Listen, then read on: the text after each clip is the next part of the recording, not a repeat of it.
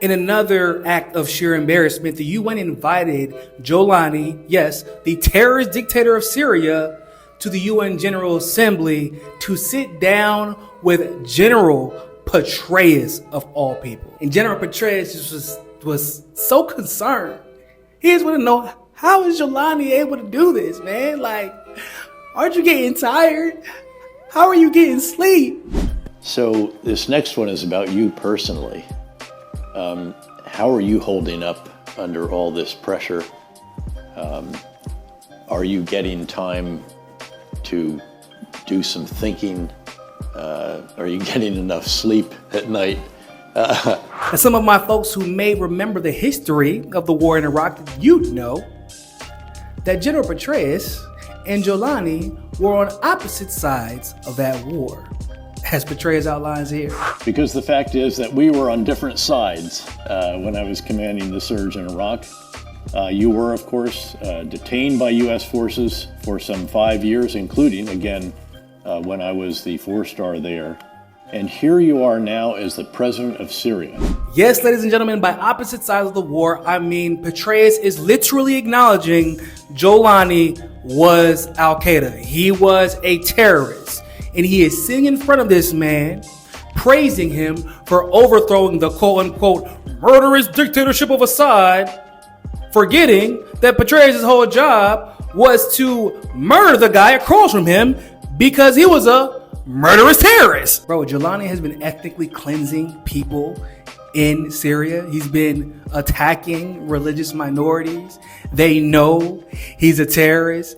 And Patraeus is like, I don't know how you were able to become the president of Syria after being Al-Qaeda. Well, yes, you do. It's because the U.S.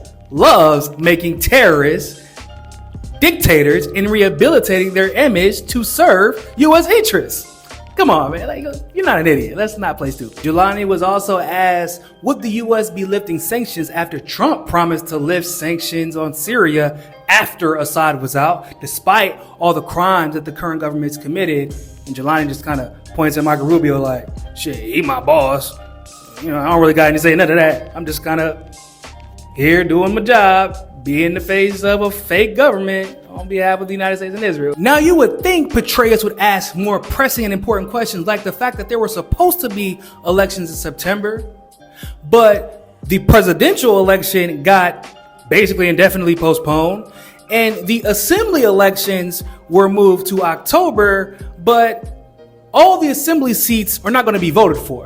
Jolani himself will appoint 70 of them because democracy. Or maybe one would assume that Patraeus would feel inclined to ask Jolani why he feels it would take 4 to 5 years to prepare for a presidential election, but they only need to postpone the assembly elections for a month. Maybe because it has something to do with the fact that a presidential election could result in his ass being removed. But I get it. I can understand why General Patraeus feels so much sympathy and empathy for Jolani, because he too understands what it's like to be part of a terrorist organization, go inside another person's country, overthrow their leader, and then leave the country in shambles, all on behalf of the interests of the U.S. But we've officially reached a point where former 4-star generals are sitting across from terrorist dictators and pretending that this is normal. Yeah, and this is why the entire world knows the West is officially cooked.